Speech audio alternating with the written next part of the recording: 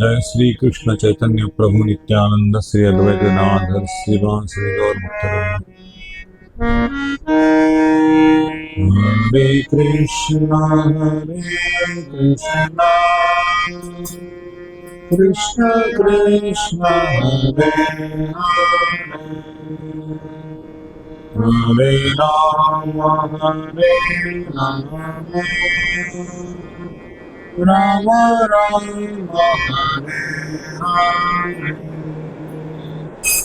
हरे कृष्ण कृष्ण कृष्ण हरे हरे राम राम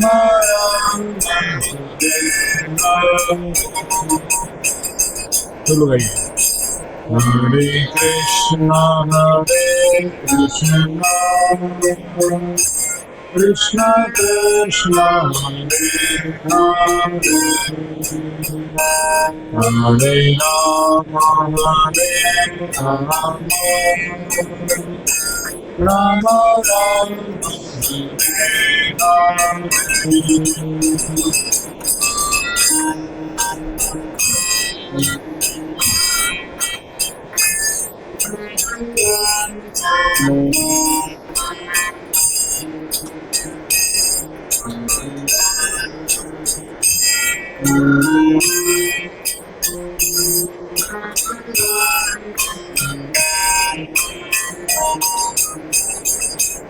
हरे कृष्ण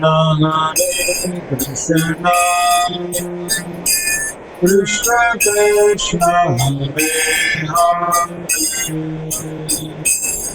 हरे राम राम राम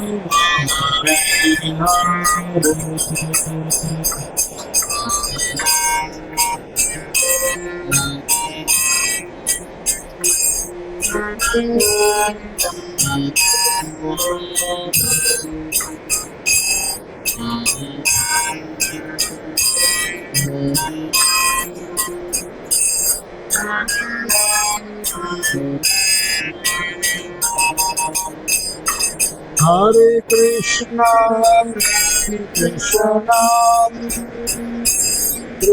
कृष्ण हरे हरे राम राम राम हरे कृष्ण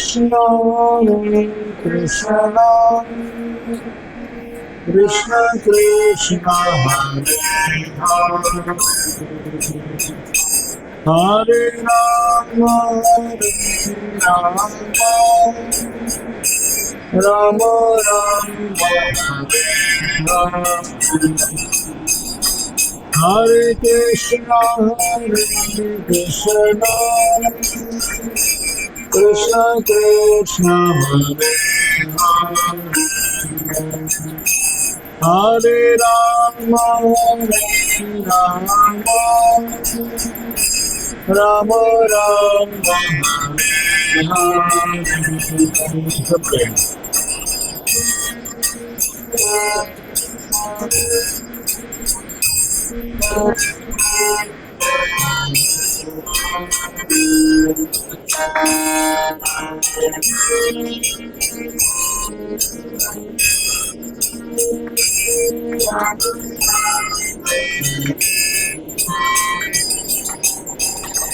हरे कृष्ण कृष्ण कृष्ण हरे हरे राम राम राम हरे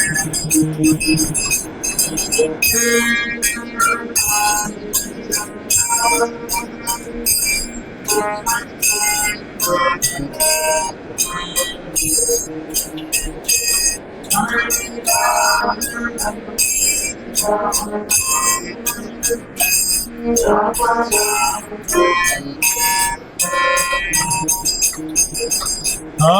Krishna, Krishna Krishna, Hare Hare, Hare Rama, Hare Rama, Rama Rama, Hare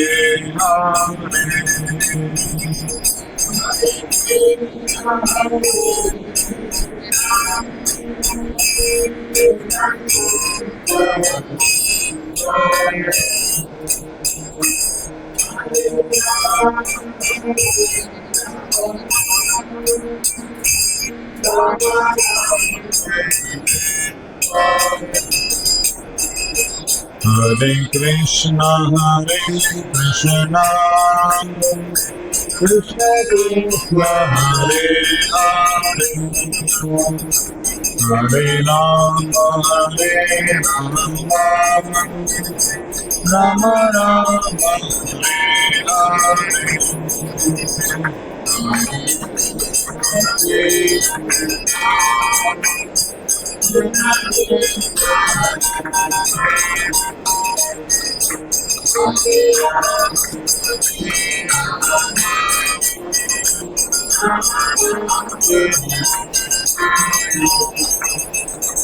Hare Krishna,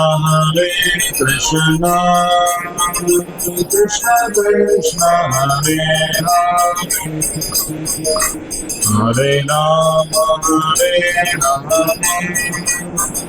Rama Rama,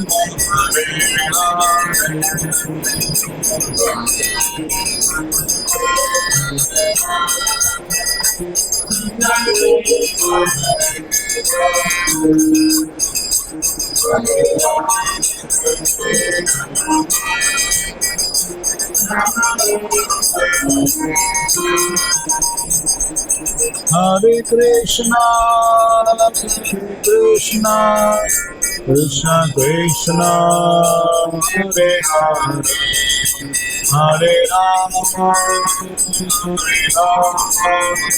Rama Rama, Hare Hare, Hare Krishna, Krishna Krishna, Hare Hare, Hare Rama,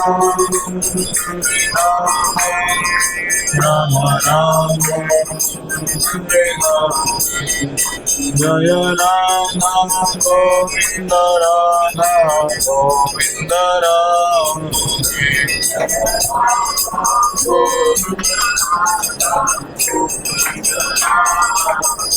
Jaya Gauranita, Gauranita, Gauranita, Jaya Gauranita.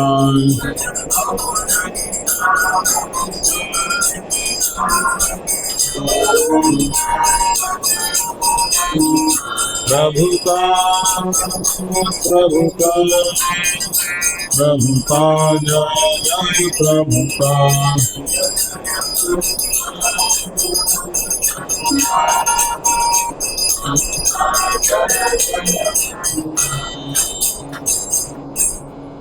Shri Shri Ram संकीर्तन की जय, श्रील प्रभुपाद की जय। दुर्लभ मानव जन्म लभिया संसारे, दुर्लभ मानव जन्म लभिया संसारे, कृष्ण नाम दीनो दुख कहिबो कहारे।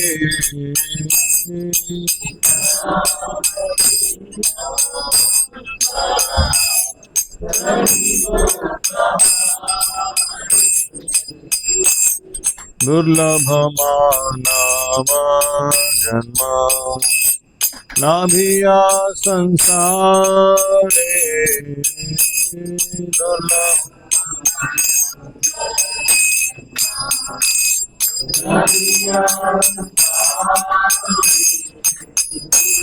संसार संसार करे मिछे गेलो काल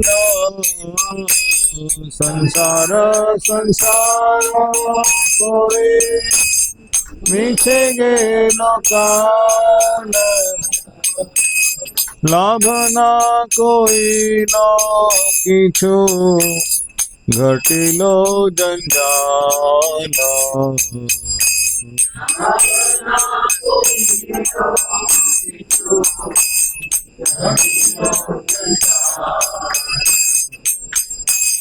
किसे रे संसार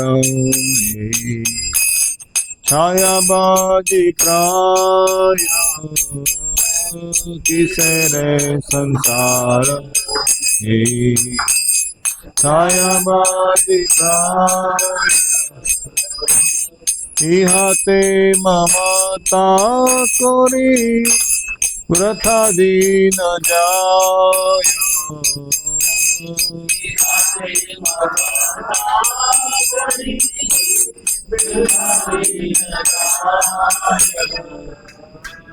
ए देह पतन होले की रोबे आमारा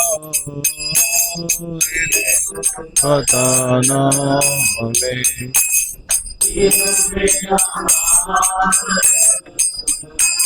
केह सुख नाही दिवे पुत्र परिवार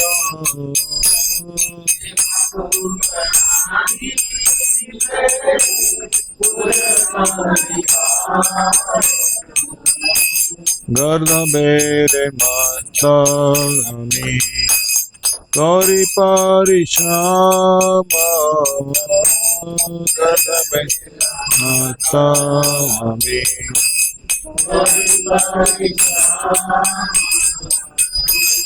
कार लागिए तो करी ना घुषिल भ्रम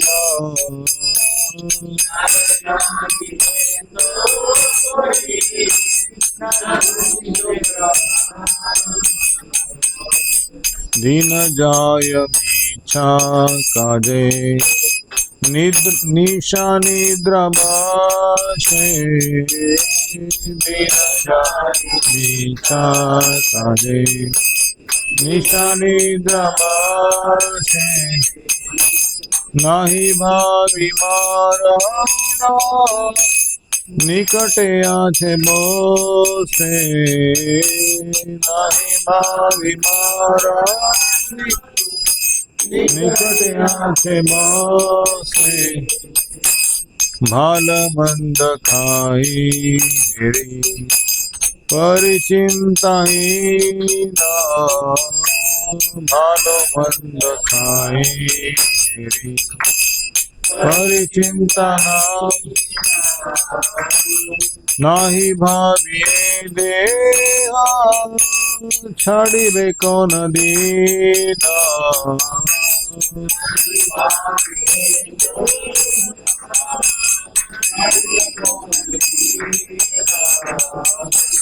देह गेह कल त्रादी चिंता विरात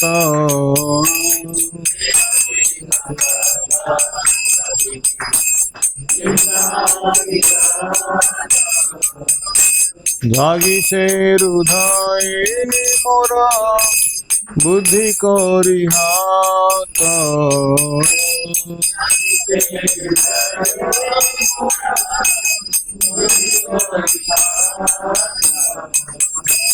हाय हाय नाही भावे अनित्य सब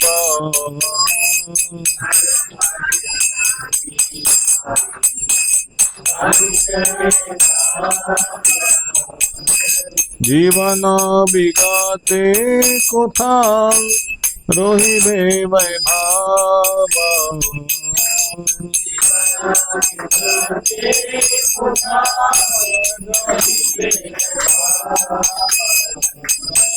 श्मशाने शरीरे मम पड़िया रहिबे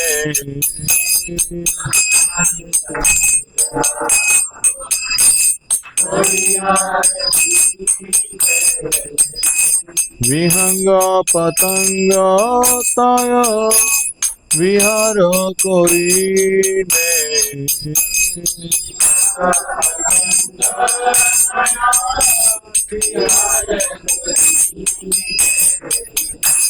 कुकुर सुगान सम आनंदित हरे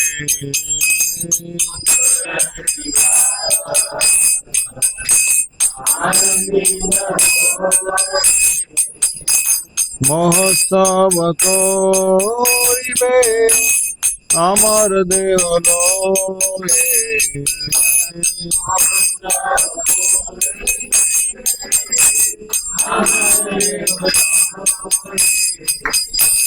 जे देहे रहे रति तार अनुगात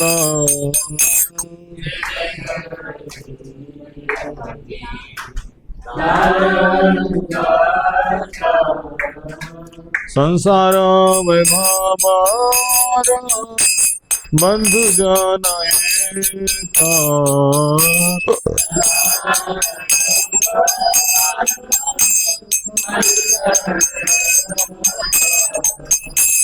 अतएव माया मोह छाड़ी बुद्धिमान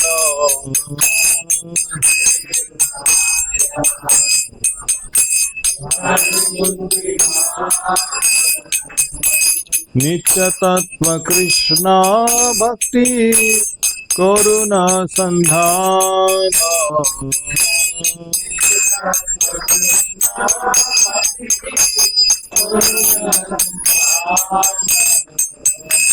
दुर्लभ मानव जन्म लाभिया संसारे दुर्लभ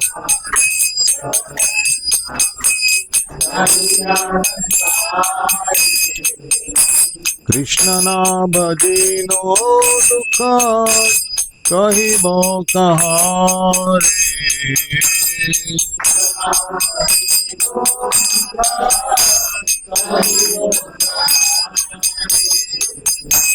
हरे कृष्ण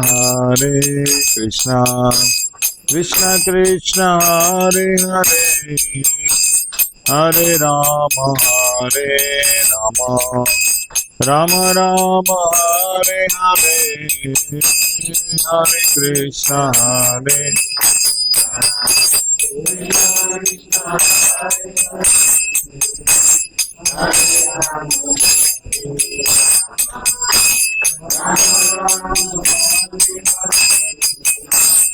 कृष्णा कृष्ण कृष्ण हरे हरे हरे राम राम राम हरे हरे हरे कृष्णा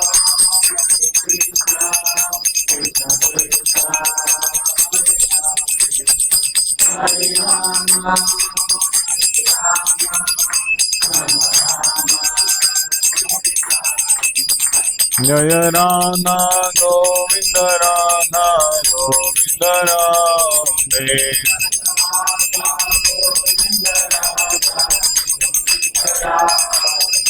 जय राधा विजय गोविंद राधे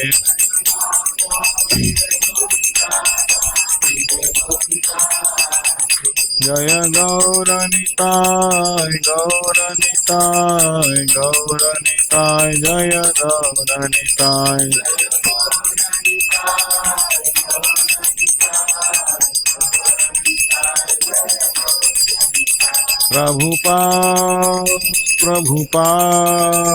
प्रभुपाद जय जय प्रभुपाद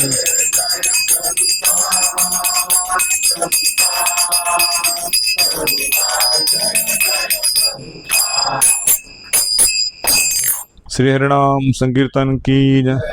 श्रील प्रभुपाद की जय। अनंत कोटि वैष्णव भक्त वृंद की जय। हरे कृष्णा कृष्णा कृष्णा हरे हरे हरे राम राम राम हरे हरे।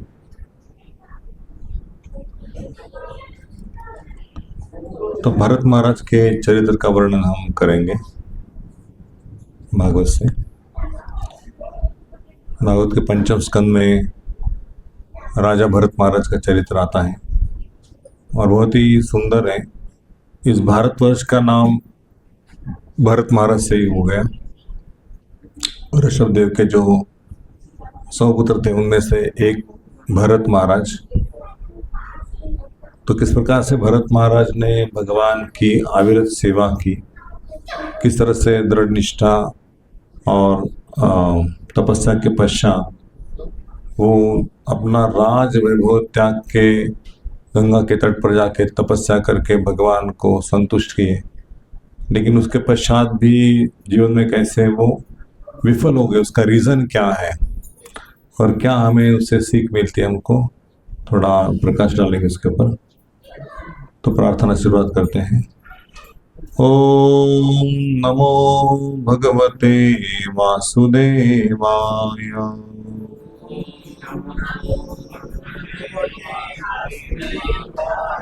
ओम नमो भगवते वासुदेवाय।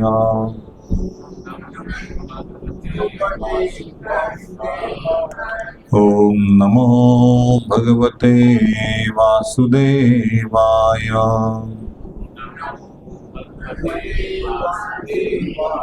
ओम अज्ञानतिमिरान्धस्य ज्ञानाञ्जनशलाकया चक्षुरुन्मिलितं येन तस्मै श्रीगुरवे नमः।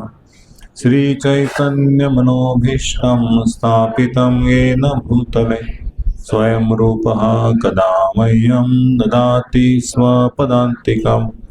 वन्देऽहं श्रीगुरोः श्रीयुतापदकमलं श्रीगुरुन् वैष्णवांश श्रीरूपं सागरजातं सहगण रघुनाथान्वितं तं सजीवं साद्वैतं सावधूतं परिजनसहितं कृष्णचैतन्यदेवं श्रीराधा कृष्णपादान् सहगण ललिता श्रीविशाखान्वितांश।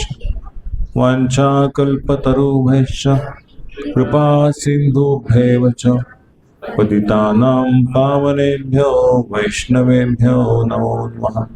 नमः ॐ विष्णुपदाय कृष्णपृष्ठाय भूतले श्रीमते भक्तिवेदान्त स्वामी इति नामिने। नमस्ते सारस्वती देवे गौरवाणी प्रचारिणे निर्विशेष शून्यवादी पाश्चात्यदेशतारिणे।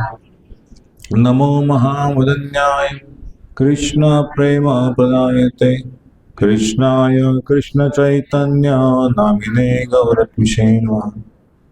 हे कृष्ण करुणा सिंधो दीनबंधु जगत्पते गोपेश गोपिका कांत राधा कांत नमोस्तुते। तप्त कांचन गौरांगी श्रीराधे वृंदावनेश्वरी वृषभानुसुते देवी प्रणमामि हरिप्रिये। जय श्री कृष्ण चैतन्य प्रभु नित्यानंद श्री अद्वैत गदाधर श्रीवासादि गौर भक्तवृंद। हरे कृष्णा कृष्णा कृष्णा हरे हरे हरे राम राम राम हरे हरे।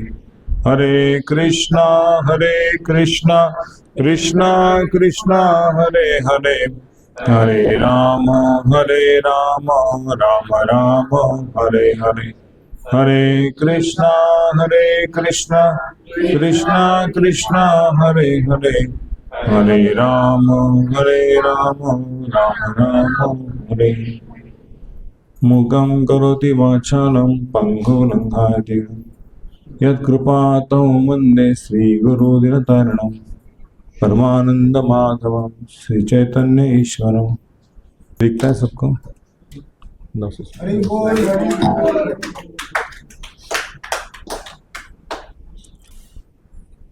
ओके। आवश्यको ब्रह्माक्षर अभिगृणानो मुहूर्तत्रयम् उदकान्ते उपविशेष। एक्चुअली ये श्लोक गद्य लाइन में आता है। इसको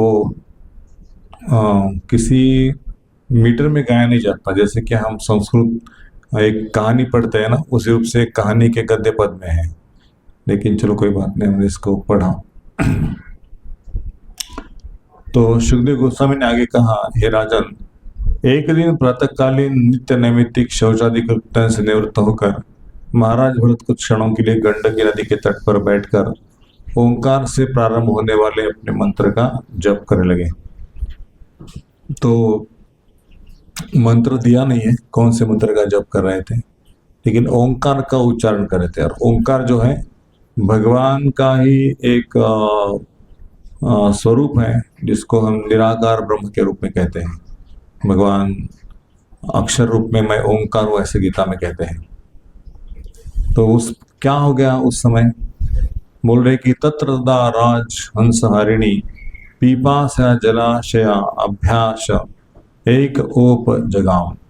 उस समय एक हिरणी वहां पे आ गई, उसको बहुत प्यास लगी थी और वो भरत महाराज उसको देख रहे थे कि वो हिरणी आ गई है। तो उस समय वो इतनी जल पी रही थी और उतनी मग्न थी जल पीने के इसमें कि उसको ध्यान नहीं कि पास में एक शेर है ना, सिंह है। और जैसे सिंह ने उस हिरणी को देखा तो उसका कि अभी मेरा पेट भरने का फीस्ट आ गया, और जोर से गर्जना की उसने कि उसके ऊपर टूट जाके पड़ूंगा अभी, है ना, उसको खा लूंगा। तो तुरंत महाराज भरत ने देखा कि वो हिरणी के पीछे भी सिंह लगने वाला है। तो उसकी चीख से वो झांक गए, उसको बचाने का प्रयास करने लगे।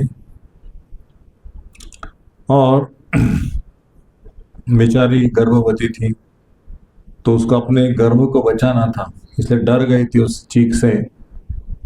और जब सिंह की दहाड़ सुनी तो जैसे तैसे पानी पीना भूल गई और वहां से भाग रही थी। और उस नदी तालाब को पता नहीं कितना गहरा है अंदर, पता नहीं, पीछे से सिंह आ रहा है तो आगे तो जाना चाहिए, तो रास्ता नहीं है। लेकिन आगे वो नदी में कूद गई, लेकिन उसका पीछे गर्भ छूट गया और नदी में जाके उसने अपना देह को खो दिया। तो देखो, इस जगत में हम किसी को बचा नहीं सकते। वो बचाने का प्रयास कर दी कि मेरे बच्चे को बचाने के लिए मैं नदी से भाग के, लेकिन उसका गर्भपात हो गया और गर्भ को छोड़ दिया। लेकिन ये निसर्ग का नियम है, और जिसका मृत्यु आने वाला है वो समय पे आएगा ही, उसको कोई बचा नहीं सकता। लेकिन भरत महाराज ने सोचा कि उसकी माँ मर गई है तो इसको बचाने वाला कोई नहीं है, और मेरा कर्तव्य है कि मैं भक्त होना, तो सारे जीवों के प्रति मेरा स्नेह होना चाहिए, करुणा होनी चाहिए। सोचा कि इसको बचाने के लिए कोई नहीं तो मैं इसको बचाता हूँ। तो क्या किया उन्होंने, उस बच्ची को जो गिर गया था नीचे, उसको उठाया और अपने पास अपने कुटीर में लाके रख दिया। तो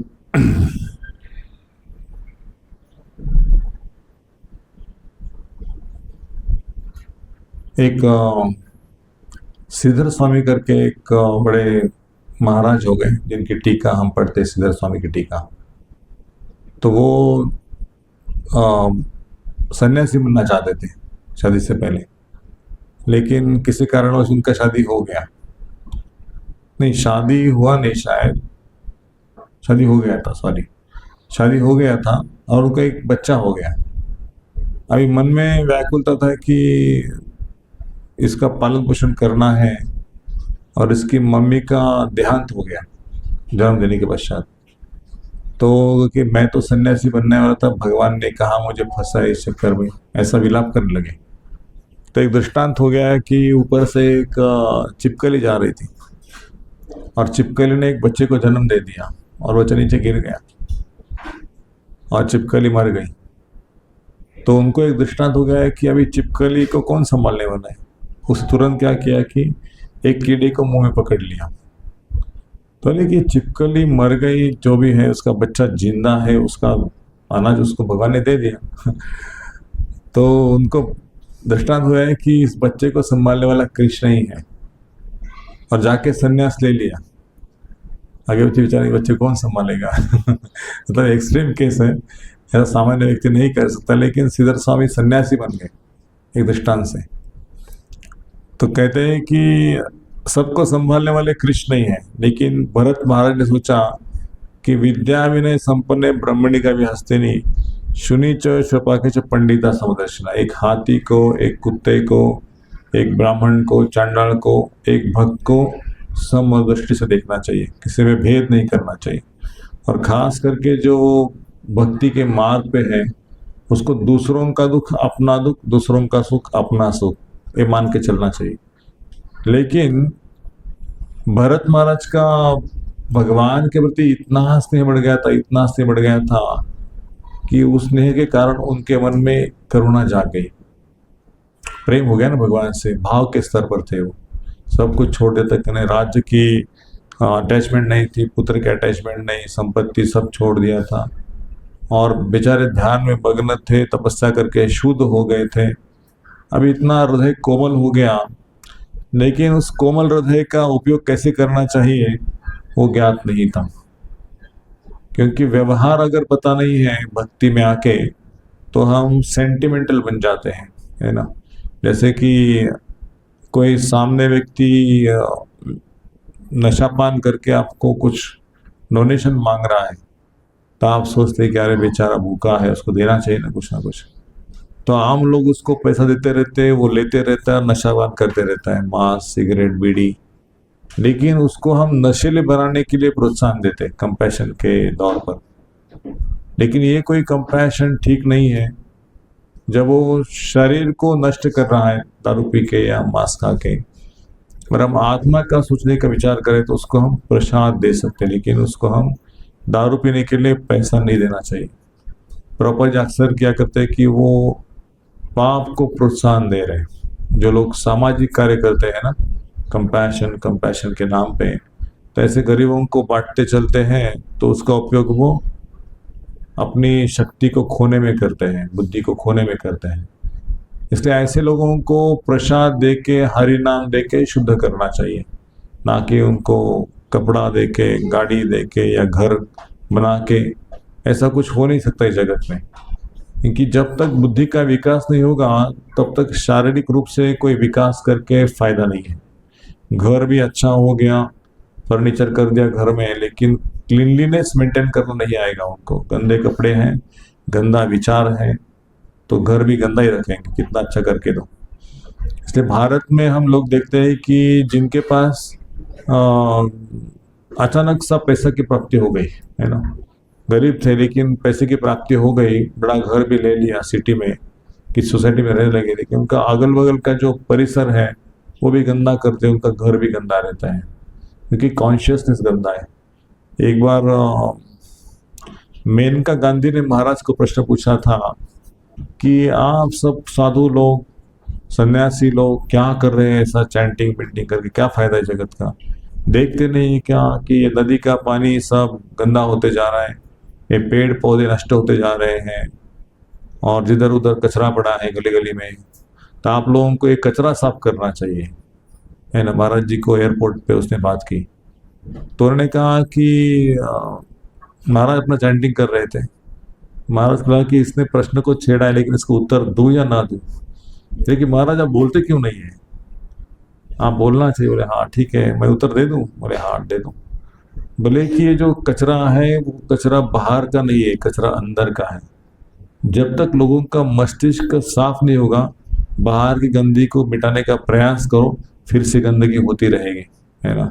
साधु लोगों का काम है कि अंदर की गंदगी को साफ करना, ताकि बाहर गंदगी ना दिखे। तो बोले आप लोग बाहर का साफ सफाई करने में जुटे हैं, लेकिन वो कभी साफ नहीं होगा भौतिक जगत। जब तक अंदर की गंदगी को साफ नहीं करेंगे, उनकी चेतना जब तक शुद्ध नहीं होगी, तब तक ये लोग वैसे के वैसे ही रहेंगे। कुत्ते की पूंछ होती है ना, टेढ़ी से टेढ़ी कभी सीधा करने का प्रयास करो। तो महाराज ने ऐसा आंसर दे दिया और मेनका गांधी चुप हो गई। बोले साधु लोगों का काम है कि लोगों की मस्तिष्क को क्लीन करो, उनका मस्तिष्क में गंदगी है। तो उसने कुछ बोला नहीं उसके पश्चात में। तो इसी तरह से ये जगत में कंपैशन नाम का जो सूत्र लोगों ने लिखा है ना, दया, शांति या कुछ दान, ये तब तक काम नहीं करेगा जब तक लोग अपने स्वभाव को नहीं जानेंगे कि मैं भगवान का दास हूँ और भगवान के लिए कुछ सेवा करना चाहिए। कुछ मिल गया उसमें से तो भगवान के सेवा में लगाना चाहिए और अन्यों की सेवा में लगाना चाहिए। जो भगवान की सेवा कर रहे हैं उनकी सेवा में लगाना चाहिए। तो इसको कहते हैं सत्पात्र दान, कि जो अच्छे व्यक्ति हैं, सज्जन व्यक्ति हैं, उनको दान देना। ऐसे दान देने से पुण्य की प्राप्ति हो गई, लेकिन भक्ति नहीं मिलेगा, भगवान के चरणों में आसक्ति नहीं बनेगी। मतलब उसका उपयोग अगले जन्म में आपको 100 रुपये दे तो उसको 1000 रुपये मिलेगा अगले जन्म में, लेकिन वो तो मिलने वाला ही है भगवान की भक्ति के। तो आपको भगवान क्या भूखे रखने वाले नहीं है। ऐसा कहा जाता है कि भगवान का प्रसाद जो बांटते हैं लोग, है ना, भगवान को अर्पण करके, तो 700 जन्म में जो व्यक्ति प्रसाद खाता है उसको भगवत धाम की प्राप्ति होती है। 700 जन्म में, केवल 700 जन्म में, है ना, 700 जन्म में भगवत धाम जाएगा वो प्रसाद खा खा के। इसलिए इस्कॉन फूड रिलीफ फाउंडेशन जो है, ना कि केवल कपड़े देना, ना कि उनको खिलाना, लेकिन वो भगवत प्रसाद खिलाते हैं कि प्रसाद खाने से चेतना शुद्ध हो जाएगी। भगवान का प्रसाद है ना, तो खा के उनको भगवान के प्रति, भक्तों के प्रति स्नेह उत्पन्न होगा। हरे कृष्णा को मुख में आएगा, हरे कृष्णा वाले अच्छे हैं। कम से कम हरे कृष्णा वाले अच्छे हैं बोलने से उनको भक्ति प्राप्त होगी, है ना। कौन से परिवार जन्म लिया कुछ मायने नहीं, कृष्णा ने बोल दिया ना हरे कृष्णा वाला अच्छा है, तो कृष्ण सुनते ही क्या, हाँ इसका भगवान के प्रति प्रेम है, तो उसको धीरे से गीता कोई देगा और कुछ मंदिर में लेकर माथा टेकेगा।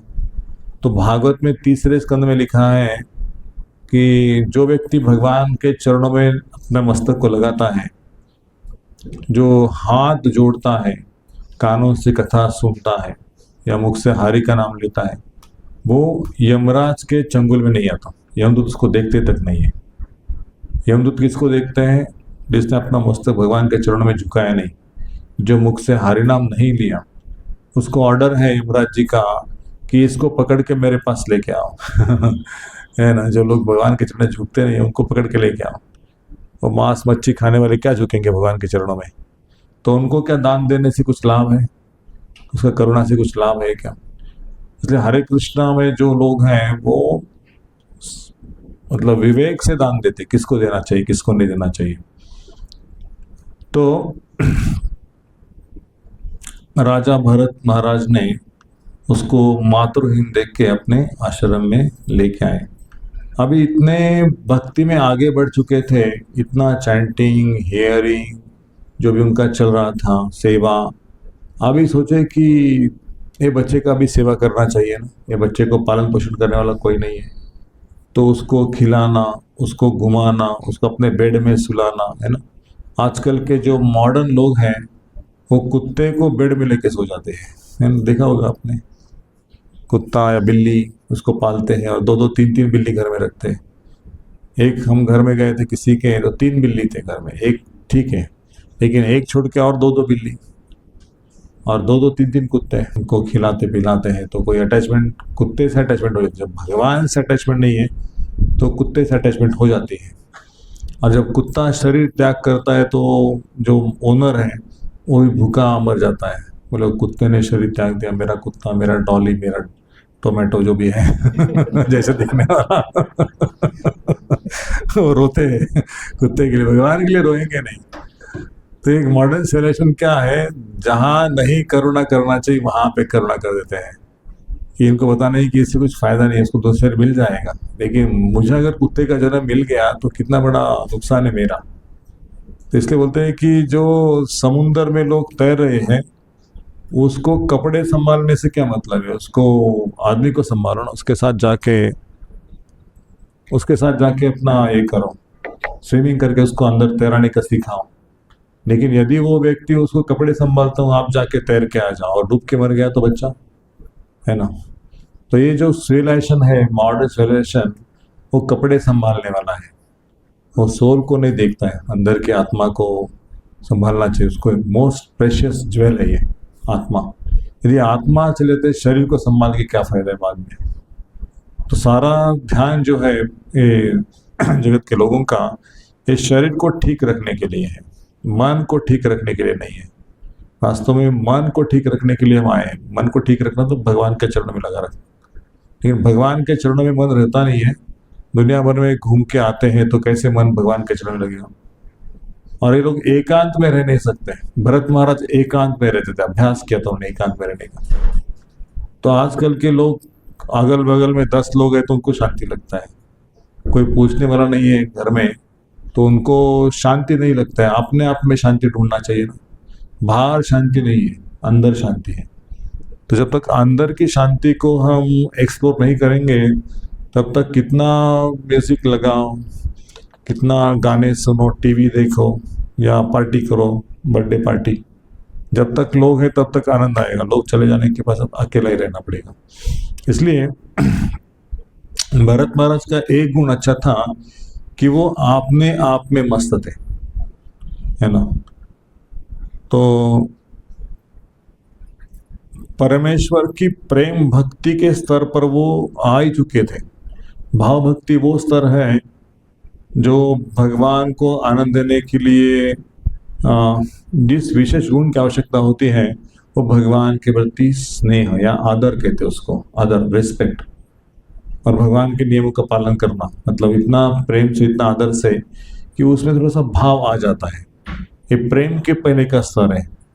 भाव मतलब जो भी चीज देखते भगवान के लिए अर्पण करना, भगवान का है, भगवान का है, भगवान। जो देखते घर भगवान का है, ये फूल भगवान के लिए है, ये प्रसाद भगवान के लिए, भक्त भगवान का, उसको नमस्कार करना। तो ये भाव आ गया अंदर। जैसे किसी पहाड़ी को देखा तो उसको देख के लगता है कि अरे वाह कितना सुंदर है, गोवर्धन गिरिराज महाराज की जय, ऐसा आता है। तो वो क्या भाव है। नदी को देखते हैं तो कि जमुना मैया की जय, है ना। वैष्णव को देखता है तो वांछा कल्पतरुभ्यश्च कृपा सिंधुभ्यैव च।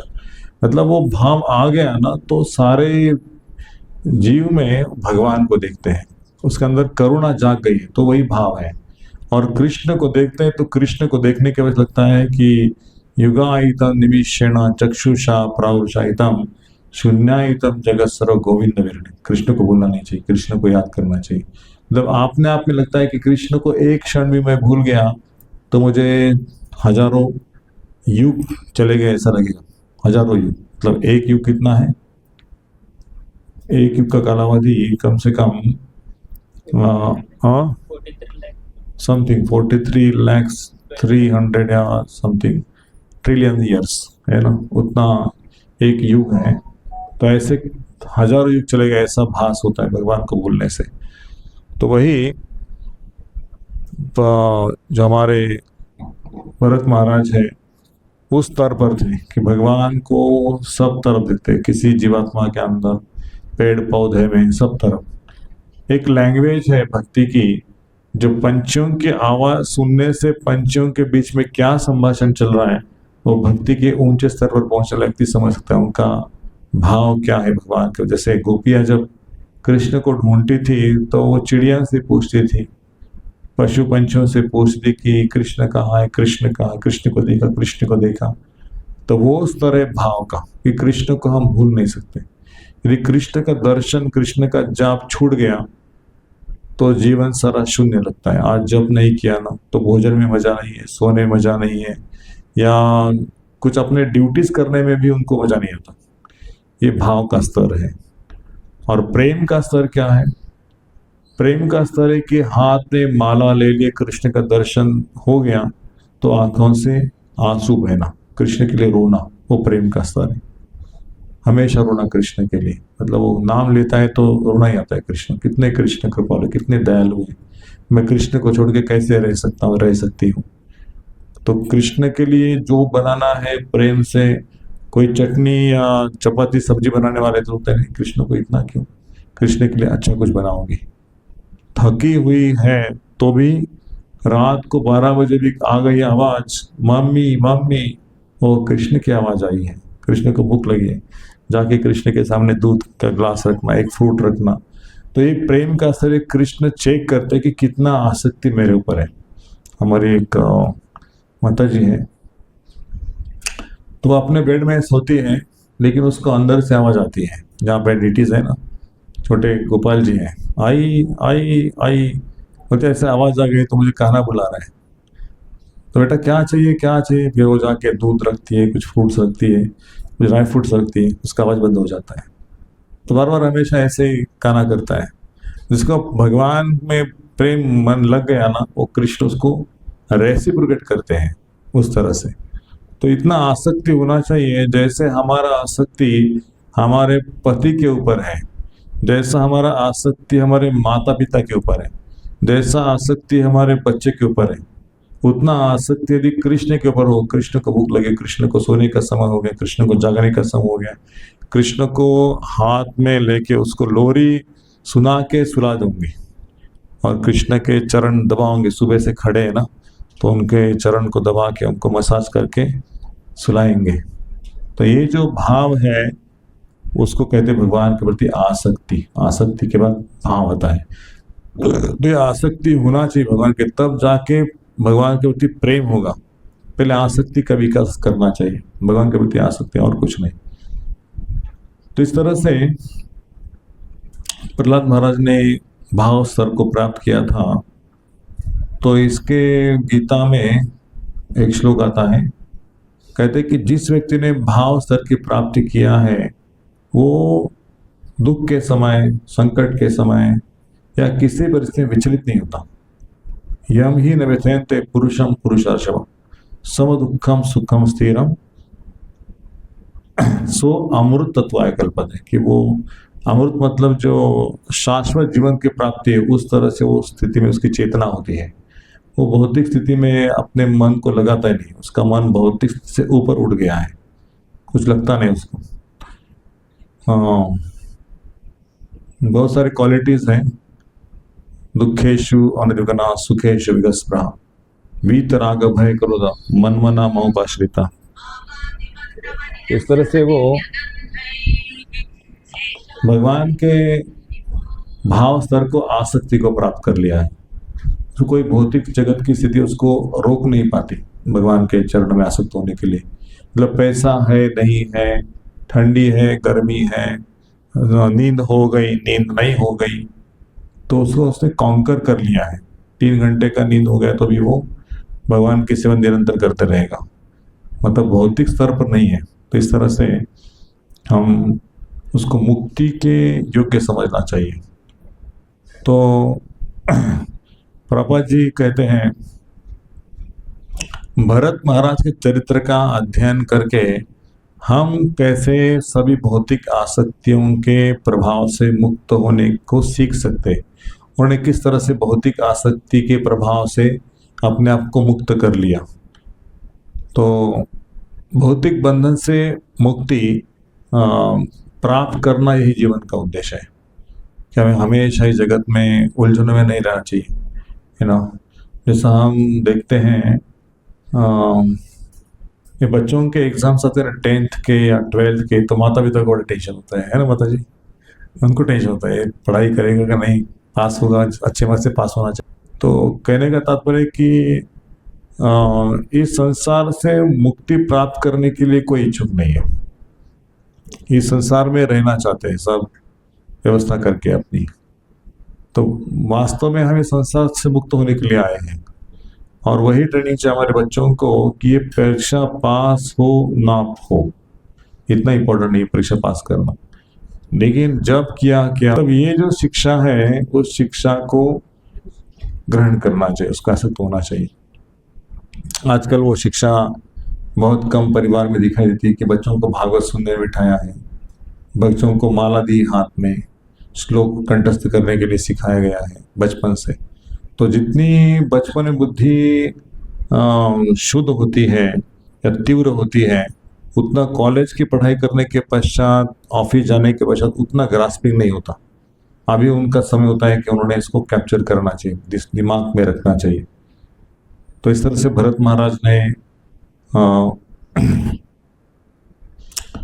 संसार से मुक्त होने के लिए गृह त्याग किया, राज त्याग किया और सारे कोशा को छोड़ दिया, है ना। कितना पैसा, कितनी संपत्ति, किसी को छूटता नहीं संपत्ति की आसक्ति, लेकिन वो सब छोड़ दिया। तो कहते हैं धीरे धीरे भरत महाराज भक्त वत्सल होते हैं ना, वैसे मृग वत्सल हो गए, है ना। भगवान भक्त वत्सल है और भरत महाराज मृग वत्सल हो गए उसका माता पिता, उसका भाई बहन सब कुछ मैं हूँ है ना। यदि उसको खिलाया नहीं जाएगा तो मर जाएगा। ऐसे उनके मन में आ गया कि कितना छोटा है, उसकी माता नहीं है, उसको पिता नहीं है, उसको भाई नहीं, बहन नहीं, तो भगवान ने मुझे उसके माता पिता का दायित्व दिया है, मैं इसको संभाल सकता हूँ।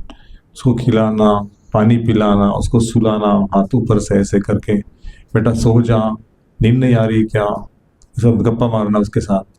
तो उसको लगता है ये मेरी माता ही है भरत महाराज वो भी भूल गया अपनी माता को है ना। तो इस तरह से उसका लालन पालन करने में उनका समय चला गया और उनकी सुरक्षा करने के लिए उन्होंने अपने पास कुछ हथियार भी रख दिए, जो बोलते हैं कि उसको जब खुजली होती थी तो सहलाते थे, उसको आराम की स्थिति में रखने के लिए प्रयास करते थे, कभी कभी प्रेमवश उसे चूमते भी थे। इस प्रकार मुख्य पालन पोषण में आसक्त हो जाने के कारण भरत महाराज आध्यात्मिक जीवन के यम नियम को भूल गए। मतलब आप सोच सकते हैं कि माया कहाँ तक काम करती है। ऐसा नहीं कि माया जिन्होंने संपत्ति को छोड़ दिया है, जिन्होंने अपने परिवार को छोड़ दिया है, जिन्होंने अपने घर को त्याग किया है, तो माया से मुक्त हो गए, है ना। माया से मुक्त होने के लिए ये पर्याप्त नहीं, माया से मुक्त होने के लिए भक्तों का सानिध्य ही काम करता है। भक्तों के संग में आके सेवा करना, जप करना, फेस्टिवल मनाना, भगवान को आनंद देने के लिए जिसने प्रयास किया है वही माया से मुक्त हो सकता है। यदि भगवान को आनंद देने की वजह व्यक्ति अपने आप को ही आनंद देने की कोशिश करता है, कीर्तन में मुझे आनंद आ रहा है क्या, सेवा में मुझे आनंद आता है क्या, तो ही सेवा करूंगा, आज मेरा मूड नहीं तो सेवा नहीं, तो मतलब वो भक्ति को नहीं समझा है। आपका मूड हो ना हो, लेकिन कृष्ण की सेवा है, आपको करना चाहिए, ये भाव आना चाहिए, कृष्ण की सेवा है। तो भरत महाराज ने भगवान की जो पूजा अर्चा की विधि थी उसको भी पोस्टपोन कर दिया। आज पूजा नहीं हुई तो क्या होगा, आज चैंटिंग नहीं किया तो क्या होगा, आज कुछ फर्क नहीं। जैसे लोग सोचते हैं ना 16 माला, हाँ ठीक है कल करेंगे, आज थोड़ी इतनी भाई, बोले आज भगवान का प्लेन आने वाला है, चलो बेटा आपने 16 माला किया, अभी चलो भगवान धाम में। तो ऐसे मन की स्थिति होती है कि लोग सोचते हैं कि नहीं नहीं नहीं, इसको पोस्टपोन करना चाहिए, आज बहुत बिजी हूँ तो थोड़ा चैंटिंग बाद में करेंगे। तो मैं बोलती हाँ बराबर, आज बहुत बिजी है, थोड़ा चैंटिंग दोपहर के बाद करो। तो दोपहर का समय आता है, कोई मीटिंग होती तो बोलते दोपहर नहीं अभी शाम को करूँगा। फिर शाम को गेस्ट आते तो सोचते हैं कि रात को करूँगा। फिर रात को भोजन लेते समय याद आती कि नहीं बहुत थक गया, दोपहर से बिजी था, तो आज चैंटिंग नहीं हो पाएगा, थोड़ा सॉरी कृष्णा, एक दिन चैंटिंग नहीं तो कृष्ण नाराज होने वाले हैं, तो बोलते आज चैंटिंग नहीं, कल करूँगा सुबह उठ के। तो कल करता है चैंटिंग, लेकिन एक दिन स्किप होने से धीरे धीरे उसके भक्ति में रिलैक्सेशन आता है और चैंटिंग छूट जाता है, हियरिंग नहीं होता, रीडिंग नहीं होता। भगवान के अर्च विग्रहों की सेवा भी जैसे मैकेनिकल है ना, वैसे मैकेनिकल बन जाती है। फिर गुरु ने जो इंस्ट्रक्शन दिया है वो गुरु के इंस्ट्रक्शंस को भी वो धीरे धीरे ये करता है, बाईपास कर देता है। गुरु जी मुझसे नहीं होता, मैं इतना बिजी हूँ ना संसार में, ये संसार की जिम्मेदारी को निभाना आपको पता नहीं है, इतना कठिन है। फिर भी मैं आपके दीक्षा लेने के लिए ले लिया, लेकिन अभी मेरे से नहीं होगा, इतना 16 माला रोज नहीं होगा। हाँ आज 15 माला करूँगा, कल 1 माला बची हुई कल 17 करूँगा, फिर धीरे धीरे 14 माला पे आएगा, फिर 12 माला पे आएगा, कल 4 माला पोस्टपोन करेगा, 16 + 4 20 माला कर दूंगा। तो इतनी थोड़ी जल्दी है, भगवान थोड़ी चाहते हैं कि 16 माला करने से भगवत धाम की प्राप्ति होती है। 1 माला भी सफिशिएंट है, 1 नाम भी सफिशिएंट है, ऐसे हमारा मन हमको समझाता है। तो इसे समझना चाहिए कि जब भक्ति में रिलैक्स रिलैक्स रिलैक्स होते जा रहे हैं तो माया का प्रभाव हमारे ऊपर ज़्यादा होगा, माया खींच के लेगी हमको। जब ये ऐसा होता है कि सुबह 4 बजे की जगह हम 5 बजे उठते हैं, 5 बजे की जगह 6 के 7 हो जाता है, तो समझ लेना कि हमारी चैंटिंग में गड़बड़ी है, हमारा रीडिंग में गड़बड़ी है, हमारे पढ़ाई में मन नहीं लग रहा है, तो हमें खंभीर होना चाहिए, एक तरह से दृढ़ता से जागना चाहिए। तो चैतन्य महाप्रभु ने जो वो चरम श्लोक दिया है, जीव जागो गौरा चंद्र बोले, कोत निद्रा माया पिशाचिर खोले। तो ये माया देवी जो है आपको धीरे धीरे धीरे भगवान से दूर लेके जाए। किसी ने मुझे प्रश्न पूछा था, रोज जी भगवान को सरेंडर होने के पश्चात क्यों माया काम करती है हमारे ऊपर? माया को तो छोड़ देना चाहिए। बोलते माया आपके टेस्ट जब तक लेगी जब तक भगवान के प्रति आसक्ति ना हो। भगवान के प्रति आसक्ति हो गई तो माया कुछ नहीं करेगी। आसक्ति का मतलब है कि जो गुरु ने निर्देश दिया है उस निर्देशों का कड़ाई से पालन हो रहा है या नहीं हो रहा है। भगवान के मिशन में होना, तो मिशन से बाहर निकलने का रास्ता बहुत है, लेकिन मिशन में लगे रहना गुरु का मिशन है, श्रील प्रभुपाद जी का मिशन है, चैतन्य महाप्रभु का मिशन है। तो उस मिशन में किस तरह से हमारी एनर्जी को, हमारे स्किल को उसमें लगा के रखना है ना, पकड़ के रखना भगवान के चरणों को। छोड़ दिया चरण को, माया हावी हो जाएगी हमारे पर। इसलिए गुरु का जो 4 नियम है और 16 वाला जप है, इसको कभी भी हम ढील नहीं दे सकते। ये पहले जीवन का लक्ष्य है आध्यात्मिक स्तर पे आगे बढ़ने के लिए। तो नारद मुनि के संवाद में वो कहते हैं कि मैंने 3 चीजों को पालन किया। मैं आज्ञाधारक था, मेरे अंदर शिस्त थी, डिसिप्लिन थी, और मुझे कोई इंद्रिय तृप्ति के प्रति आसक्ति नहीं था। तो प्रभुपाद जी उस लाइन में लिखते हैं, जो व्यक्ति इन 3 गुणों से विभूषित है वही गुरु के आज्ञा का पालन कर सकता है। 3 चीजें, मतलब रिलैक्सेशन नहीं आता। डिसिप्लिन होगा तो रिलैक्सेशन नहीं आएगा, आज्ञाकारी होगा तो नम्र होगा, और तीसरा क्या, इंद्रिय की कोई कामना नहीं, तो भौतिक आसक्ति से छूट जाएगा, आध्यात्मिक आसक्ति को अपने आप ग्रहण करेगा, कोई रुचि नहीं भौतिक चीजों में, है ना। तो ये 3 क्वालिटी जो है नारद मुनि हमें सिखा रहे हैं, और यही चीजों को भरत महाराज ने धीरे धीरे छोड़ दिया। खिलाने पिलाने में आराधना भूल गए और आध्यात्मिक उन्नति के विषय में सब कुछ भूल गए। उनको लगा मैं तो भाव स्तर पे पहुंच गया हूँ। तो प्रभुपाद जी लिखते हैं, या गीता का एक श्लोक है, उस श्लोक में भगवान कहते हैं कि जो व्यक्ति भक्ति में आगे बढ़ चुका है, सारा ज्ञान भी उसको हो गया, हाँ, लेकिन एक छोटा सा जो इच्छा है गुलाब जामुन खाने का, उसके कारण भी उसका पतन हो सकता है। गीता के दूसरे अध्याय में श्लोक है, बाद में याद आएगा। तो वो मतलब विद्वान व्यक्ति भी अपने स्तर से नीचे आ सकता है। माया के लिए कोई विद्वान की जरूरत नहीं है, माया के लिए भक्ति की जरूरत है। माया के लिए कितना टैलेंटेड है, कितने श्लोक कंठस्थ किया या कितने मंदिर को खड़ा किया, उससे कुछ मायना नहीं है। तो अहंकार जब तक है जीवन में तब तक हम माया के चंगुल में ही है। अहंकार को छोड़ने का प्रयास करते तब धीरे धीरे धीरे श्री कृष्ण के चरणों में आसक्ति बढ़ जाती है। तो इसलिए अहंकार को छोड़ने का अभ्यास करना चाहिए। जहाँ जहाँ हम बोले कि ये मेरे लिए रखा गया है, ये सेवा मैं ही कर सकता हूँ, दूसरा कोई करना नहीं चाहिए, तो हम अहंकार के वश में है। हम दूसरों को आगे करना चाहिए, हमें पीछे रखना चाहिए। माता जी आप करो, प्रभु जी आप करो आरती, लेकिन हम आरती करेंगे, हम अभिषेक करेंगे, या जो मेन चीज़ है वो हम करेंगे, दूसरों को करने नहीं देंगे। चाहे आप आध्यात्मिक स्तर पर हो, लेकिन आप भौतिक स्तर पर ही रहेंगे, ये याद रखना चाहिए। तो प्रभुपाद जी क्या लिखते हैं कि किस तरह से हमें अपने कर्तव्य के प्रति कितना सतर्क रहना चाहिए। यम नियम का पालन करते हुए नियमित रूप से हरे कृष्ण महामंत्र का जप करते रहना चाहिए। यदि हम इस करने में लापरवाही करते हैं तो अंत में हमें नीचे गिरना पड़ेगा। हमें चाहिए कि प्रातः उठकर स्नान करें और मंगल आरती में सम्मिलित हो, आर्च विग्रहों की आराधना करें, हरे कृष्ण महामंत्र का जप करें, वैदिक साहित्य का अध्ययन करें और आचार्य तथा गुरु के द्वारा बताए गए यम नियमों का पालन करें।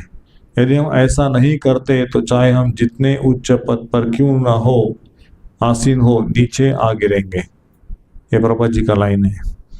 भगवद गीता में कहा गया है, यज्ञदान तपस्कर्म न त्याज्यम कार्यमेव तत् यज्ञदान तपश्चैव पावनानि मनीषिणाम। यज्ञ तप दान रूप कर्म का त्याग करना नहीं चाहिए, वरना इन्हें अवश्य करते रहना चाहिए। वस्तुतः यज्ञ दान और तप महात्माओं को भी शुद्ध करने वाले हैं। यहाँ तक कि सन्यासी को भी इन विधि विधानों का परित्याग नहीं करना चाहिए। उसे आर्च विग्रह की आराधना करनी चाहिए और समय तक जीवन को श्री कृष्ण की सेवा में लगाना चाहिए। उसे भी तप करते रहना चाहिए। इन सब का त्याग नहीं हो सकता। मनुष्य को यह समझकर कि उसने संन्यास धारण कर लिया है, अपने को सिद्ध नहीं मान लेना चाहिए। अपने आध्यात्मिक उन्नति के लिए भरत महाराज के कार्यकलापों का ध्यान पूर्वक अध्ययन करना चाहिए सबको।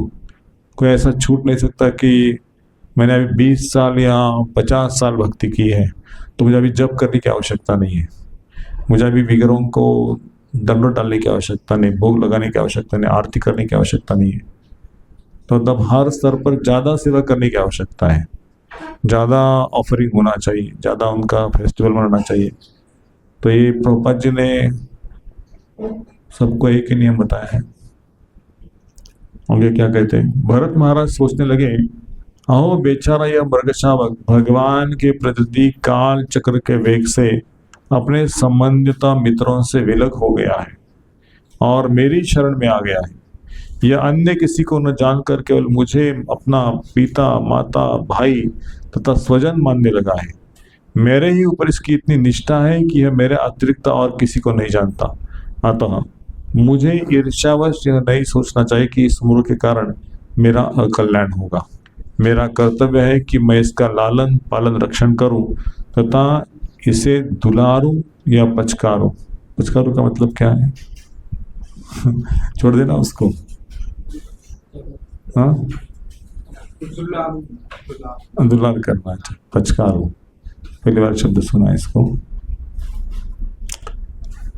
जब इसने मेरी शरण ग्रहण कर ली है तो भला इसे मैं कैसे उत्कारूं? यद्यपि इस मूर्ख से मेरे आध्यात्मिक जीवन में व्यतिक्रम हो रहा है, किंतु मैं अनुभव करता हूं कि इस प्रकार से कोई असहाय व्यक्ति यदि शरणागत हो तो उसकी उपेक्षा नहीं की जा सकती। तब तो यह बड़ा भारी दोष होगा। जब कोई व्यक्ति कृष्ण भावनात्म में अग्रसर हो जाता है तो उसके मन में भी ऐसा ही विचार आता है जैसे भरत महाराज के मन में आ गया कि समस्त संसार के जो दुखी लोग हैं उसका कल्याण मेरे ही हाथों में है। यदि मैं प्रचार नहीं करूंगा तो इनका दुख कौन मिटा सकता है? इनको पुस्तकें बांटना, इनको प्रसाद खिलाना, इनको उद्धार करना, ये मेरी जवाबदारी है, भगवान ने मेरे ऊपर सौंपा है। हाँ, बराबर है, श्रील प्रभुपाद जी का भी इसी तरह से सबके प्रति करुणा थी, लेकिन उन्होंने अपने साधना को कॉम्प्रोमाइज नहीं किया, उसको छोड़ा नहीं। प्रभुपाद ने चैंटिंग किया है ना, सुबह सुबह चैंटिंग किया, दिन भर भी चैंटिंग करते, पुस्तक लिखते थे, खुद की किताब खुद पढ़ते थे। कोई ऐसा आचार्य नहीं है जिन्होंने किताब लिख दी और पढ़ते बैठे अपनी किताब खुद पढ़ते थे। प्रभुपाद को बोला कि आप क्यों पढ़ रहे हैं, आपको पढ़ने का क्या जरूरत है? प्रभुपाद ने बोले किताब मैंने नहीं लिखी है, ये किताब भगवान ने लिखी है, मुझे पता नहीं क्या लिखा है, मैं उसको पढ़ रहा हूँ फिर से। तो इस तरह से भरत महाराज के मन में ऐसा कोई भाव नहीं आया, दुर्भाग्यवश। तो प्रभुपाद लिखते हैं कि यदि कोई पतित जीवों के कष्टों को नहीं जानता और शारीरिक सुख देने के उद्देश्य से दयालु उठता है जैसे कि भरत महाराज ने किया, तो ऐसी दया तथा ममता उसके स्वयं के पतन का कारण बनती है। यदि वास्तव में पति तथा दुखी मानवता के प्रति दया भाव है तो मनुष्य को चाहिए कि उन्हें कृष्ण भावना भावित बनाए, उसका आध्यात्मिक चेतना प्राप्त हो। तो भरत महाराज अत्यंत दयालु हो गए, किंतु वे भूल गए कि इस मूर्ख को आध्यात्मिक भावना तक ऊपर उठ पाना दुष्कर है, क्योंकि आखिर तो ये पशु है। मात्र पशु की रखवाली के लिए अपने विद्या विधानों का परित्याग भरत महाराज के लिए घातक सिद्ध हुआ। तो भगवद गीता में प्रतिपादित नियमों का पालन होना चाहिए। जहां तक इस भौतिक देह का प्रश्न है, कोई किसी के लिए कुछ नहीं कर सकता। कितना सेंटेंस ये है ना, कोई किसी लिए कुछ नहीं कर सकता, किंतु श्री कृष्ण के अनुग्रह से हम स्वयं विधि विधानों का पालन करते रहे तो किसी भी व्यक्ति को आध्यात्मिक भावना प्रदान कर सकते हैं। किंतु यदि हम अपने आध्यात्मिक गतियों को त्याग कर दूसरे के शारीरिक सुखों के प्रति चिंतित रहें तो हम स्वयं संकटपूर्ण स्थिति को प्राप्त होंगे। तो हमें भी अपनी स्वयं की रक्षा, उसके पश्चात अन्यों को संग देना, अन्यों का कल्याण करने की भावना को ये करना चाहिए। जैसे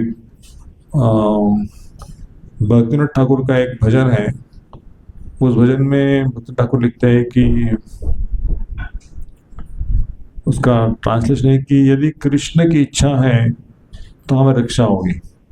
हाँ, यदि कृष्ण की इच्छा नहीं तो कोई नहीं बचा सकेगा, डॉक्टर नहीं बचा सकेगा, कोई अच्छे से अच्छे मेडिसिन नहीं बचा सकेगी। लेकिन कृष्ण के राखे कृष्ण मारे कौन, मारे कृष्ण राखे कौन, अवश्य रक्षे वे कृष्ण। तो इस तरह हमें कृष्ण के ऊपर जितना भरोसा होगा ना उतना हम भक्ति में आगे बढ़ेंगे। ऐसा नहीं कि वो सेंटिमेंटल भरोसा है, वो प्रैक्टिकल भरोसा है। जितने हम भक्ति में आगे बढ़ते हैं ना, तो हम एक, जैसे सिद्धार्थ ठाकुर कहते थे, किसने उनके घर पे बुलाया था, तो यदि कृष्ण की इच्छा है तो कल मैं आपके घर पे आ सकता हूँ 11 बजे, कृष्ण की इच्छा है तो, मतलब मैं आऊँगा ऐसा कहना। हम लोग कहते हैं हाँ ठीक है हम 11 बजे आ जाएंगे, लेकिन उनका क्या, कृष्ण की इच्छा है, मतलब कृष्ण को देख रहे थे, कृष्ण मुझे लेके जाने वाले, कृष्ण मुझे लाके छोड़ने वाले। तो ये उन्नत व्यक्ति का स्तर है, हमारा वो स्तर नहीं है। हम कहने के लिए कह सकते हैं कृष्ण की इच्छा है तो आपके घर पे आ जाएंगे, लेकिन वो हमारा कहना और स्वामी जी का कहना, उसमें अंतर है। स्वामी जी को इतना कन्विक्शन था, एक कृष्ण ही हमें लेके जाते हैं, हम अपनी इच्छा से नहीं जाते। जैसे वृंदावन का किसी ने टिकट निकाला होगा और वृंदावन को जाने का निश्चय किया, लेकिन अचानक क्या हो गया कि ऑफिस से आपको ये हो गया कि आप वृंदावन नहीं जा सकते, यहाँ पे काम देखना पड़ेगा। जो दूसरा आपका रिलीवर था वो बीमार हो गया है और आपको रुकना पड़ेगा। तो ये जानना चाहिए कि कृष्ण की इच्छा नहीं है वृंदावन आने के लिए। हम सोचते नहीं वो ऑफिशियल हो गया ना, और रिलीवर बीमार पड़े इसलिए मुझे रुका गया। नहीं, आप टिकट निकाले थे, सब कुछ किया था, लेकिन उसकी इच्छा नहीं थी कि आप वृंदावन में आए इस समय। तो भक्त लोग इस तरह सोचते हैं कि नहीं, कृष्ण की इच्छा है तो वृंदावन में जाएंगे, हमारी इच्छा से नहीं। तो ये होना चाहिए। इसलिए महाराज जी कहते हैं कि यदि आपने टिकट भी निकाला है, लेकिन आखिरी समय तक निर्भर करता है कि राधा रानी आपको वृंदावन में प्रवेश देगी या नहीं देगी, राधा रानी की इच्छा है।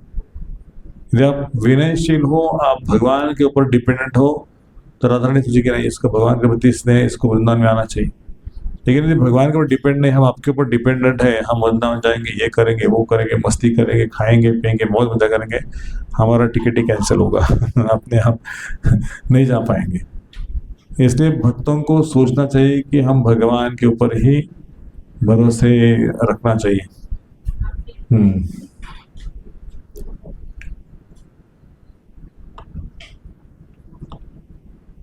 माया अत्यंत प्रबल है। परोपकारवाद, साम्यवाद, समाजवाद और देशभक्ति है ना, पेट्रोटिज्म, ऐसे अन्य अन्य स्तर पर ये जो ऊंचे वाले लोग हैं ना, योगी लोग, जैसे रामदेव बाबा का नाम लेना तो उचित हो गया नहीं होगा पता नहीं, लेकिन क्या होता है इन योगियों का कि एक समय आता है कि वो राष्ट्रवाद की तरफ, परोपकारवाद की तरफ, हॉस्पिटल्स रचाना, मेन जो उद्देश्य था योग का, उसको भूल जाते हैं और दूसरे कार्य में। जैसे प्रभुपाद ने लिखा है तात्पर्य में, भगवद गीता के तात्पर्य में, कि योगी ज्ञानी जब अपने मार्ग से च्यूत हो जाते हैं तो परोपकारवाद के कार्य में लग जाते हैं। स्कूल खोलना है ना, फिर हॉस्पिटल खोलना और बहुत सारी दवा की फैक्ट्री खोलना, तो उसका मैनेजमेंट करते करते उनका जीवन निकल जाता है। लेकिन वास्तव में आए थे योग करने के लिए, लेकिन योग नहीं हो पाया, इसलिए उनको दूसरे मार्ग में जाना पड़ रहा है, अस्पताल खोलने में, स्कूल खोलने में, या ब्लड डोनेशन कैंप में, अलग अलग चीज़ों में। लेकिन बहुत सारे लोग जो हैं, जहाँ पे प्रेस्टीज है, पावर है, इन्फ्लुएंस है, देशभक्ति है, उस मार्ग में चले जाते हैं। लेकिन जीवन का लक्ष्य वो नहीं था कि हम, जीवन का लक्ष्य भगवान के प्रति प्रीति को प्राप्त करना था, लेकिन चले गए अलग मार्ग पे। तो भौतिक स्थितियां तो अपने कर्म के अनुसार उच्च शासन द्वारा पहले से नहीं आते। दैव जो है ना, उसको बोलते हैं दैव, हमारा लिखित है कुछ, तो भौतिक प्रकृति तो आपको दैव से वो देना ही तो मिलने वाला है, लेकिन हमको चाहिए कि नहीं चाहिए, वो तय करने वाले कौन है, हम हैं। दैव से हमारे भाग्य में लिखा होगा, कि हम मिनिस्टर बनना चाहते तो बन जाएंगे, लेकिन हम मिनिस्टर चाहिए नहीं चाहिए हमको चुनना पड़ेगा। मैं नहीं बनना है मिनिस्टर। श्रीधर कोलावेचर को बोला था कि आप इंद्र का पद को मैं देता हूँ, आपको वैकुंठ तक अधिकारी बना देता हूँ, सार्वभौम तो आपको प्रदान करता हूँ, आपको क्या चाहिए बोलो? बोले कुछ नहीं चाहिए भगवान, आपके चरण में प्रीति चाहिए हमको। जब तक हम इस स्थिति को नहीं प्राप्त होंगे, कुछ नहीं चाहिए भगवान, हमें आपका चरणों में स्थान चाहिए, तब तक माया हमें फुसलाती रहेगी, ये ले लो, वो ले लो, यहाँ घूमो, वहां घूमो, तो हमें ऐसे परेशान करती रहेगी वो, हमारा समय को चुराएगी, है ना। तो जहां तक कि भौतिक सुख का प्रश्न है, गीता के 5वें अध्याय में लिखा है, जहां तक कि भौतिक सुख का प्रश्न है वह बिना प्रयास प्राप्त होगा। जिस प्रकार के दुख बिना प्रयास से प्राप्त हो, दुख को प्राप्त करने के लिए हमको कोई प्रयास नहीं करना पड़ता, वैसे सुख भी अपने आप आएगा। तब लभ्यते दुख वन्यत अन्यथा सुखम। भौतिक सुखता कष्ट बिना प्रयास के ही प्राप्त होते। मनुष्य को चाहिए कि भौतिक कर्म की परवाह न करें। यदि कोई किसी के दयालु है या किसी की भलाई कर सकता है तो उसे चाहिए कि उसे कृष्ण भावनामृत को संलग्न किया जाए। भला करना चाहता है ना अपने पुत्र का, अपने पिता का, अपने माता का, अपने भाई बहन का, गांव वालों का, तो उसको कृष्ण की कहानी सुनाओ, कृष्ण का प्रसाद दे दो, कृष्ण का एक मंत्र का उच्चारण कर, केवल हरे कृष्णा बोल के भी उसका कल्याण हो सकता है। जैसे प्रभुपाद ने कहता है कि एक बूढ़ी माता थी बंगाली, उसको बोला कि आप मृत्यु को जाने वाले, उसका पुत्र ने कहा कि आप हरे कृष्णा बोलो, तो इतना बड़ा मैं नहीं बोल सकती हरे कृष्ण महामंत्र इतना बड़ा है ना, वो नहीं बोल सकती, ऐसा कहीं इतना बड़ा मंत्र मैं नहीं बोल सकती। अभी इतना एक लाइन बोल दिया लेकिन उसने हरे कृष्ण मंत्र को ही बोला नहीं तो प्रभात कहते हैं कि इस तरह से हमारी हालत है। तो भौतिक कर्म की परवाह न करें, वो कितना कमाए तो भी कम है। तो यदि कोई किसी के दयालु है तो उसको कृष्ण भावनामृत में आगे बढ़ाने के लिए उसको मदद करें। आगे क्या होता है, मृग के प्रति आसक्ति बढ़ जाने के बाद भरत महाराज उसी मृग के साथ लेटते थे, टहलते थे, स्नान करते थे, यहाँ तक कि उसी के साथ खाना भी खाते थे। इस प्रकार उनका हृदय मृग के स्नेह में बंध गया। अभी भरत महाराज को कुश, फूल, लकड़ी, पत्ते, फल, कंद, जल लाने के लिए जंगल में जाना होता था, लेकिन उन्हें भय होता था कि कुत्ते, सियार, बाघ, सिंह, अन्य पशु आकर मेरे इस छोटे बच्चे को खाना जाएंगे, इस मुर्ग को कोई रक्षा करने वाला नहीं है। तो फूल लाना बंद कर दिए, फल लाना बंद कर दिए, यज्ञ की लकड़ी लाना भूल गए, तो सब समय वो मुर्ग के पीछे लगते थे। किस तरह से स्नेह को विकसित किया।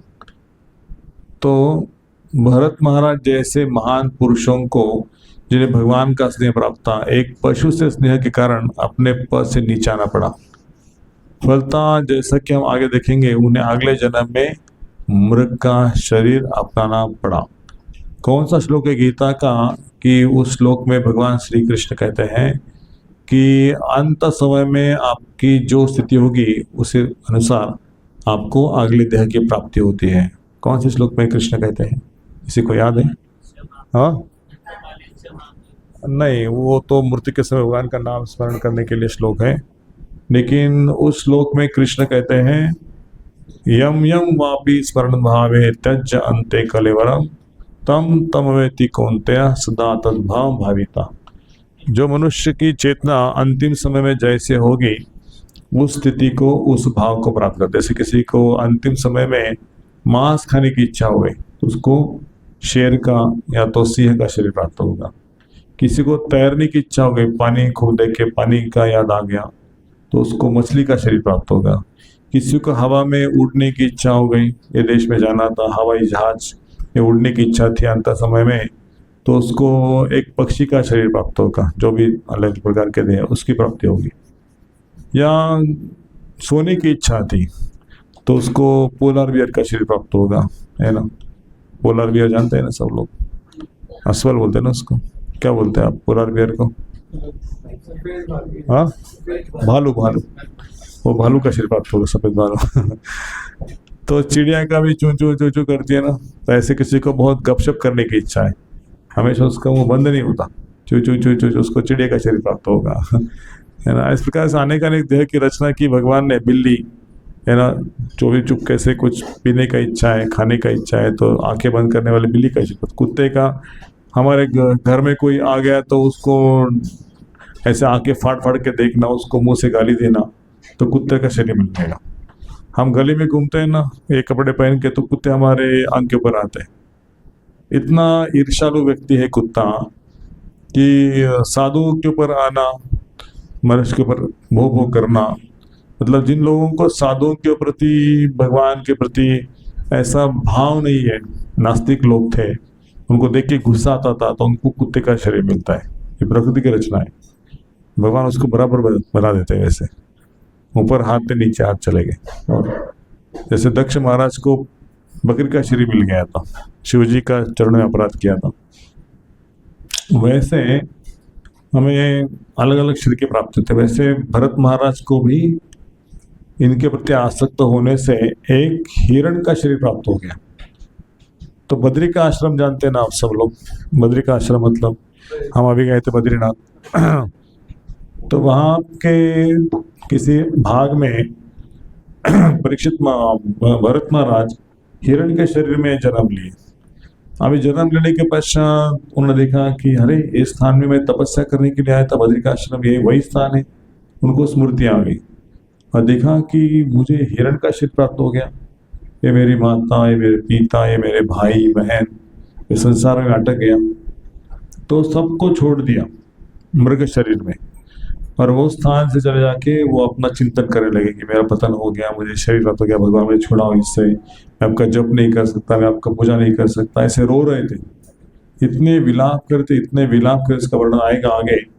तो भगवान ने उनकी चीख को सुना, बोले याद आया आपको मैंने चांस दिया था, आपने मृग के प्रति आसक्ति बढ़ाई, अभी चिंतित हो तो ठीक है, आपको ये शरीर त्याग करने के पश्चात मैं फिर से एक बार ब्राह्मण के कुल में जन्म दे दूंगा, ब्राह्मण परिवार में। वहां पे आपको थोड़ा सा शिक्षा होगी, संस्कार होंगे, जीवन का लक्ष्य क्या है पता चलेगा, नियम का पालन होगा। इस तरह से ब्राह्मण कुल में जन्म मिल गया। लेकिन जड़ भरत जो है वो बचपन से ही उनको भौतिक संसार में कोई रुचि नहीं था, खाने पीने में रुचि नहीं था, सोने में नहीं, खेलने में नहीं, अन्य बच्चों के साथ बात करने में नहीं, माता पिता के साथ बात करने में नहीं। तो अकेले में रहते थे और खाने के समय इतना खाते थे, मोटा हो गए थे खा खा के। उनके भाई सोचते थे कि कितना बदमाश व्यक्ति है, केवल खाते रहते, कुछ पढ़ाई नहीं करता, कुछ वेद पढ़ना चाहिए, कुछ शास्त्र का बोलना चाहिए। ऐसे दिखते थे कि बिल्कुल जड़ है, मंद है, कोई बुद्धि नहीं इनको। तो उन्होंने कहा अच्छा ये लोग मुझे मूर्ख समझ रहे ना, अच्छा हो गया। यदि मुझे ये लोग पढ़े लिखा या पढ़ाई के काम में आने वाला कुछ संसार में काम करने सोचते थे, तो ये लोग मुझे ये करो वो करो, आपको अभी शादी करना है, आपको घर बसाना है, तो सोचे कि अरे शादी करने से फिर से मुझे वही भरत महाराज का जीवन प्राप्त होगा। है ना, पुत्र मित्र आप तो उसके कारण फंस जाऊंगा संसार में। तो सोचे क्या अच्छा हो गया, मेरे पिता माता मुझे सोचते कि जड़ है, कुछ अक्लमंद है, सो कुछ बोलना नहीं काम के लिए। तो बोलते थे अरे भरत थोड़ा हाथ पैर धो के आ जाओ, प्रसाद के लिए बैठना है।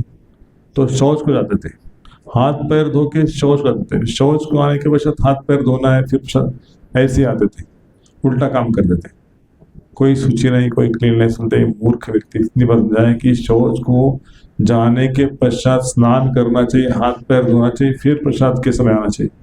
वो शौच को जाने के पहले ही हाथ पैर धो के शौच करते थे। तो अक्लमंद है, कुछ समझता नहीं, कितना सोना चाहिए, कितना खाना चाहिए। बिल्कुल इसको ऐसे काम में लगाएंगे खेत में, जैसे बैल को जोतते हैं ना, वैसे बैल की जगह इसको लगा दो खेत में, बड़ा काम में आएगा। ये बैल की तरह शक्ति इसके अंदर, इसको खेत में लगा दिया जोतने के लिए।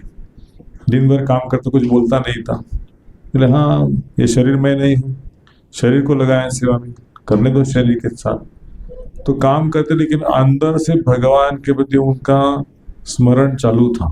अंदर से वो भगवान से जुड़े थे। तो सोचे कि अभी मेरा तो शादी नहीं करेंगे ये लोग, अच्छा हो गया, मुझे कोई काम में नहीं लगाएंगे, चल अच्छा हो गया, नौकरी करना नहीं पड़ेगा। तो इस तरह से उन्होंने अपनी चेतना को भगवान की चेतना में लीन कर दिया। तो उससे उनको सुख की प्राप्ति होती थी, अंदर का सुख का अनुभव करते थे। बाहर का सुख को उनको पता नहीं था, अंदर के सुख में डूब गए थे। कोई कुछ गाली दे, कोई कुछ बोले तो उनका फर्क नहीं पड़ता था। इसलिए भगवद गीता में जो श्लोक किया है ना, मात्रा स्पर्श सुखोन्ते शीतोष्ण सुख दुखदा आगमा पाय नित्यम ता जिस्वहरता। ये आप सीख, इससे धूप गर्मी सर्दी इससे ऊपर उठो, आपकी चेतना जो ऊपर उठेगी तो आपको ठंडी नहीं बजेगी। हमने वास्तव में अनुभव किया, गंगा का जल जो था इतना शीतल, इतना शीतल, जैसे कि आप बिस्लरी वाटर रखते हो ना अंदर फ्रिज में, एकदम चिल्ड वाटर हो गए। वो चिल्ड वाटर एक बकेट में डालो, भर के उसे स्नान करना है चिल्ड वाटर से। कर पाएंगे आप में से कोई?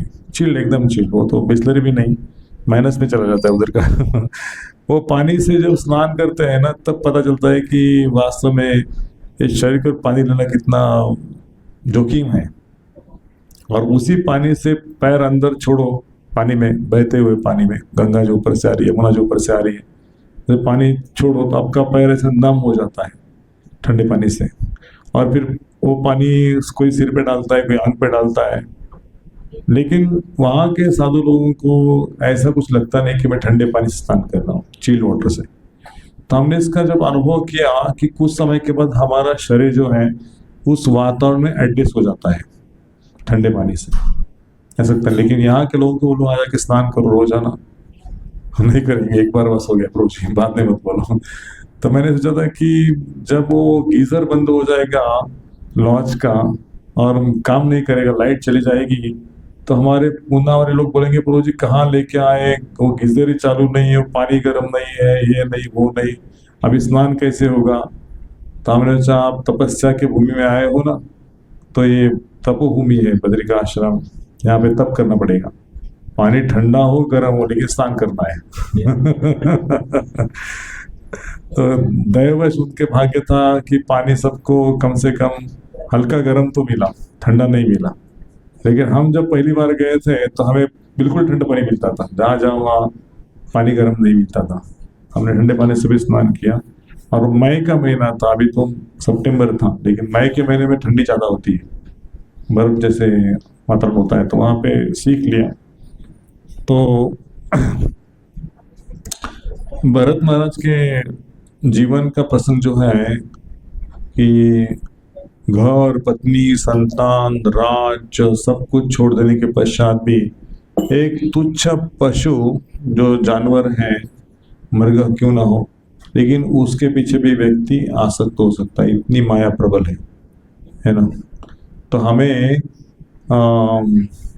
अपने घर, परिवार, अपना बिजनेस, इसके प्रति कितनी आसक्ति गहन होगी, तो उसको त्यागने के लिए कितना हमें संयम, कितना भगवान के प्रति नाम का अभ्यास करना पड़ेगा। तो इसकी खुद को ही जांच करना पड़ेगी कि जितना नाम ज़्यादा अच्छा होगा उतना अपने आप संसार की कोई चीज़ में मन नहीं लगेगा। और भगवान को यही प्रार्थना करना चाहिए कि जैसे एक युवती का प्रेम एक युवक के ऊपर होता है, प्रेयसी होती है ना, प्रे करके ऊपर उनका प्रेम होता है, वैसे हमारा मन आपके चरणों में लग जाए। और कोई संसार में दूसरा प्रेम की उपमा नहीं दी गई है, क्या अपने आप लग जाता है। पुरुष और स्त्री का प्रेम में कोई होता है क्या? प्रेम करना है आपसे, ऐसा कोई होता है? नहीं होता, अपने आप लगता है। वैसे कृष्ण के प्रति प्रेम अपने आप उमड़ा है, संसार के प्रति हमारा जो आसक्ति वो खत्म हो जाए। ऐसे भगवान को प्रार्थना करना चाहिए कि हमारे मन में जो भी आसक्ति है उस आसक्ति को, कुंती महारानी अपने प्रार्थना में कहते हैं कि मेरे आसक्ति जो मेरे पांडु पुत्रों के प्रति है, वृष्णि वंश के प्रति है, वो उसको छिन्न भिन्न कर डालो, उसको आसक्ति को तोड़ दो, कोई मेरे पुत्र के प्रति मेरा स्नेह ना हो। ऐसे कुंती कह सकती, आप मत कहो है ना। तो हमारा स्नेह भक्तों के प्रति, अपने पुत्रों के प्रति होना चाहिए, लेकिन इतना तक होना चाहिए कि उनकी रक्षा कृष्ण कर सकते हैं। हम सारे समय में उनको खिलाने में, पिलाने में, सुलाने में, उठाने में अपने साधना को त्याग कर देंगे, उसको ही देखते रहेंगे, तो हमें भी जन्म लेना पड़ेगा वो बच्चे के जैसा 9 महीने के बाद। और फिर से माता बोलेगी कि खाया है क्या, बर्थडे अभी आपका है ना, happy birthday to you, school में जाओ, पढ़ाई करो। ऐसी अवस्था हमारी होगी। इसलिए हमें सोचना चाहिए कि ये बच्चे को जो शिक्षा देना है, उनको कृष्ण की सेवा में लगाना है, उनको बचाना है सही तरह से, तो फिर से माता के गर्भ में ना आए, ये शिक्षा देना पड़ेगा। तो इसको मैं यहाँ पे एंड करता हूँ। आगे वाले श्लोकों को अगली क्लास में चर्चा करेंगे, बहुत समय हो गया। किसी कोई प्रश्न है, टीका है अपने जप के बारे में, आपकी साधना के बारे में या सेवा के बारे में, आप पूछ सकते हैं। ग्रंथराज श्रीमद् भागवतम की जय। श्रील प्रभुपाद की